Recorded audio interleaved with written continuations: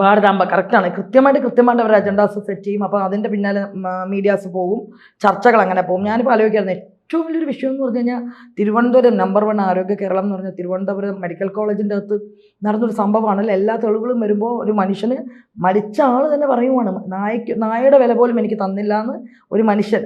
അത് പുറത്ത് വരാതിരിക്കാൻ അതിനെക്കുറിച്ച് കൂടുതൽ തെരഞ്ഞെടുപ്പ് വരുമല്ലേ, ചർച്ച ചെയ്യപ്പെടാതിരിക്കാൻ വേണ്ടിയിട്ടൊരു അത് കൊണ്ടുപോവാണ്. അത് 2 രീതിയിൽ തലങ്ങളായിട്ട് മാറ്റി വലിയൊരു വിവാദമാക്കുവാണ്. ഇതിലെന്താ വിവാദം? സത്യം പറഞ്ഞാൽ ഞാൻ ഈ വിവാദത്തെക്കുറിച്ച് ഞാൻ അറിയുന്നില്ല. ഞാൻ 2-3 ഫ്രണ്ട്സുമായിട്ട് ഞങ്ങൾ കണ്ടിട്ട് അവരെ കണ്ട് സംസാരിച്ചിട്ട് തിരിച്ചു വരുവാണ്. ഞാനും മകളുമൊക്കെ ഉണ്ട്. ഞങ്ങൾ വന്നപ്പോൾ തിരുവനന്തപുരം മറ്റേ ഡിവിഷണൽ റെയിൽവേ ഓഫീസിൻ്റെ ഫ്രണ്ടിൽ നിൽക്കുമ്പോൾ ചെറിയൊരു ആൾക്കൂട്ടം. അപ്പം നോക്കുമ്പോൾ DYFIയുടെ കൊടിയൊക്കെ ഉണ്ട്. നമുക്ക് ഷിജുഖാനൊക്കെ നിൽക്കുന്നുണ്ട്. പിന്നെ നോക്കി കഴിഞ്ഞപ്പോൾ അത്ഭുതം തോന്നുന്നുണ്ട്. ഇവർ സാരേ ജഹാംസ് തുണ്ട് പേപ്പറൊക്കെ നോക്കി പാടുകയാണ്. അപ്പം എന്ത് പറ്റി? ഞാൻ ശരിക്കും പറഞ്ഞാൽ 1-2 പ്രാവശ്യം ഉള്ളി നോക്കി. സത്യമാണ് ഇവരെന്തെങ്കിലും അതോ ഹിന്ദുസ്ഥാനന്മാരതൊക്കെ നിന്ന് ഈ വിവാദം ഞാൻ അറിയുന്നില്ല കേട്ടോ സത്യമായിട്ടും. അത് കഴിഞ്ഞ് നോക്കി കഴിഞ്ഞപ്പോൾ പേപ്പറൊക്കെ നോക്കി ഹംബുൽബുൽ എന്നൊന്നും പാടാൻ പറ്റുന്നില്ല. എന്തൊക്കെയോ ഇതെന്താ സംഭവം എന്ന് പറഞ്ഞിട്ട് ഞാൻ അന്ന് സോഷ്യൽ മീഡിയയിൽ ഞാൻ അത്ര രാവിലെ നോക്കാനൊന്നും പറ്റില്ല. ഞാൻ ഈ വിവാദം അറിഞ്ഞില്ല. അത് കഴിഞ്ഞിട്ട് അത്ഭുതം തോന്നിയിട്ട് എന്ത് പാടുന്നു എന്നുള്ള ഇതിൽ അത്ഭുതത്തോടു കൂടി എന്ത് പറ്റി?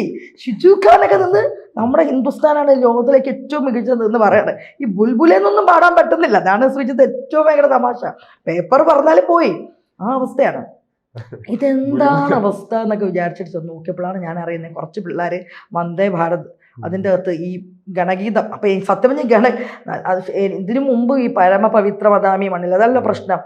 സത്യം പറയാലോ ഇത്രയും താളമുള്ള ഭംഗിയായിട്ട് ചൊല്ലാൻ വെച്ചാൽ അങ്ങനത്തെ ഒരു ഇതില്ല അല്ലേ. ഇനിയിപ്പോൾ അവരുടെ RSS ഗണഗീതം ശരിക്കും പറഞ്ഞാൽ ഇത്രയും നല്ലൊരു പാട്ടിനെ ഗണഗീതം നിങ്ങൾ ആക്കിയത് എന്തിനാ? നിങ്ങൾ കാര്യം ചെയ്യും, നിങ്ങൾ എല്ലാവരും കൂടെ പാടി അത് അവരുടെ ആക്കി കൊടുക്കണ്ട, അങ്ങനെ ചെയ്താൽ പോരെ.